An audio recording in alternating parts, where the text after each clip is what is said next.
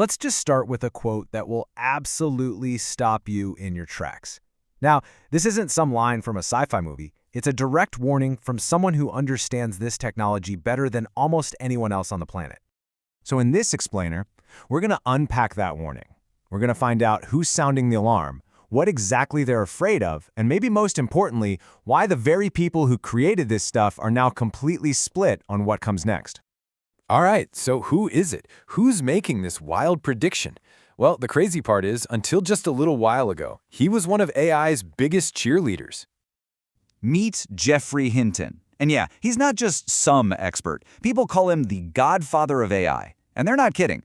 His early work, it's literally the foundation for the AI we're all using right now.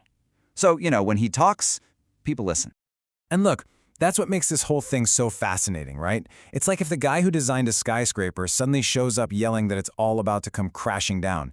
Hinton has basically done a complete 180, and figuring out why is the real heart of this story. All right, so let's get into the specifics. What is Jeffrey Hinton actually so freaked out about? Because I can tell you, it's a lot more than just chatbots getting better at writing your emails. Okay, so his biggest fears are, well, they're pretty intense. He's talking about AI helping any random person cook up bioweapons.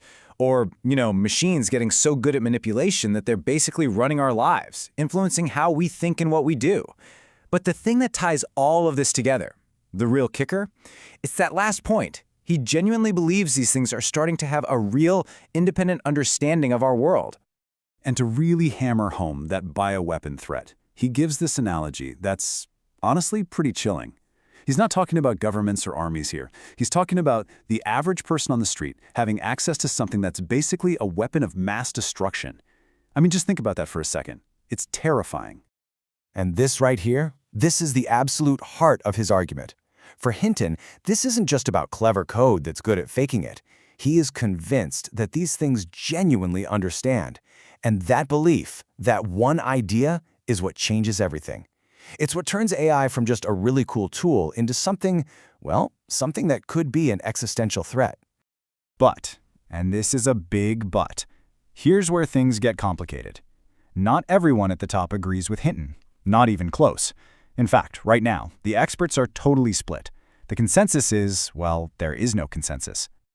So you've got these two completely different takes. In one corner, you have Hinton saying, hey, these things actually understand us. But then in the other corner, you've got Yann LeCun, another absolute legend in this field. And he's saying, whoa, hold on. Today's AI is pretty limited. It can't really do anything meaningful in the real physical world. And just so we're all on the same page, this isn't just some random argument. We're talking about two guys who both won the Turing Award, which is basically the Nobel Prize for computing. Plus, LeCun is the head of AI at Meta. So what we're watching here is a fundamental disagreement between two of the smartest, most respected people in the entire field. Setting aside all the technical stuff for a minute, there's also a really personal story unfolding here. For Hinton, this isn't just some abstract debate. You can really feel how much this is weighing on him, the burden of what he helped create. Wow, I mean, this quote right here says it all, doesn't it? You can just feel the weight of his entire career in that sentence. It's not every day you hear the person who literally started a revolution admit something like that. It's a huge deal. And then he drops this bombshell. He claims that a lot of the top people in big tech, they know how dangerous this stuff is. They know the risks are real, but they're deliberately playing it cool in public. He's basically saying there's a huge difference between what they're saying to us and what they're saying to each other behind closed doors. So, where does that leave us? It's a real dilemma, isn't it? On one side, you have one of the founding fathers of AI basically screaming, fire. He's got these deep regrets and is warning about the end of the world as we know it. But on the other side, you have an equally brilliant pioneer saying, it's not there yet. It's pretty limited. And that leaves all of us with a really tough question. When the people who invented this can't even agree on how dangerous it is, who on earth are we supposed to trust?